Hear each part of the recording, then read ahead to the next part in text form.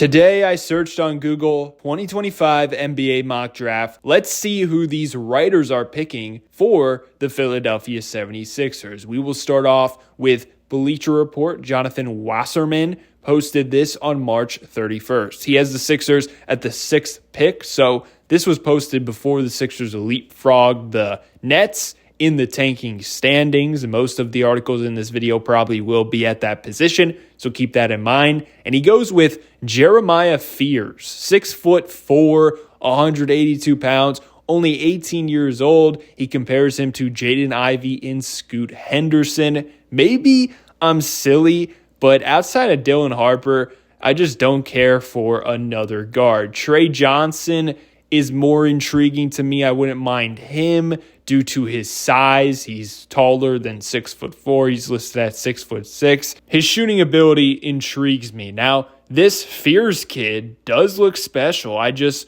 enjoy where the Sixers guard rotation is at. I want a big wing, a forward, maybe even a center. However, he wrote extraordinary quickness and shiftiness to create three-level shot-making flashes and beautiful ball screen passes are going to sway teams to remain patient with the three-point consistency and turnovers. The main questions ask whether he'll improve his shooting and decision-making. Moving on to Sports Illustrated. This is from April 1st, so they actually have the Sixers picking at the number 5 spot, and the Draft Digest staff went with the Duke big man. Now, this isn't a sexy pick, and I think picking centers that don't really have that much to offer in terms of creating offense is always tough for me to swallow, because I feel like if they don't turn into a top 3 rim protector, then looking back on it, it's going to be disappointing, because you're probably going to see guys that you could have drafted that are averaging like 20 points or something like that.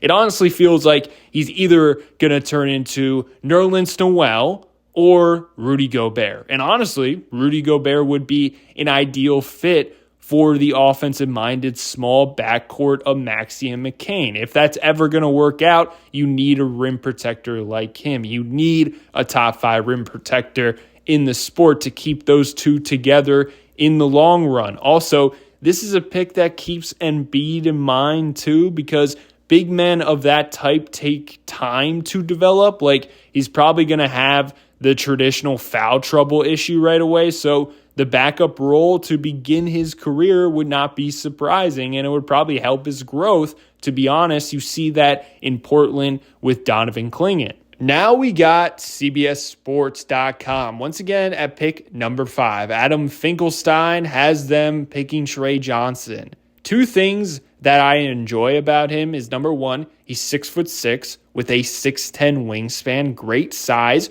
for a guard. Number 2, he can shoot the rock. He shot 39.7% from 3 on 6.8 attempts per game. He was also game planned against as the number 1 option every single night, and still had a very productive freshman season as a 19-year-old. And early on, I didn't like him that much, but with how crucial shooting is in this league, I'm becoming more of a fan of his day by day as we get closer to the draft. Next up, we have Sixers Sense. At the number 6 spot, Michael Shians, hopefully I pronounced that correctly, I apologize, has them selecting Derik Queen, a guy who I was really high on before, but now I'm kind of souring on him for the Sixers. It's kind of the opposite of Trey Jones for me. Highly skilled big man. He's all about offense. He can pretty much do it all on that end of the floor besides three-point shooting in terms of high volume.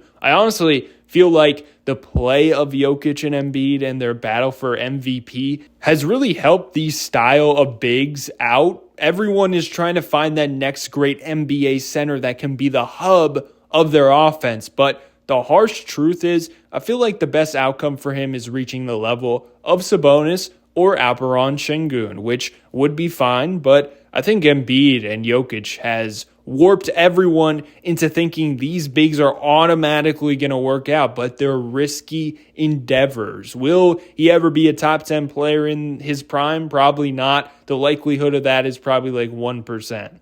Going on to an article from Kevin O'Connor. He just released another mock draft 4 hours ago as I'm recording this video. So he has the Sixers drafting the big guy from Duke once again at the number 5 spot. So it kind of seems like that is picking up steam. Let me know your thoughts on him below. It seems like this is the popular choice for the Sixers right now. So The Athletic from a week ago have a unique pick. I haven't seen much of this, so I was surprised. Sam Vicini at 6 has the Sixers drafting Kon Knueppel. He's 6'7". He plays at Duke, of course, and he's a great shooter. 6 3-pointers attempted per game, 39% from 3. He has a great feel for the game. He knows how to play within a team-friendly offense and offers a little bit of everything offensively. For NBA standards, he's not the most athletic, so defensively he probably will struggle at times and struggle early on.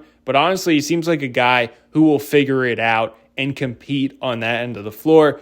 He reminds me of like a Bogdanovich type of player. I feel like he has elite role player potential. Don't think he will ever be a star by any means, but he definitely gives off winning basketball player vibes. So at the 6th spot, I wouldn't mind it.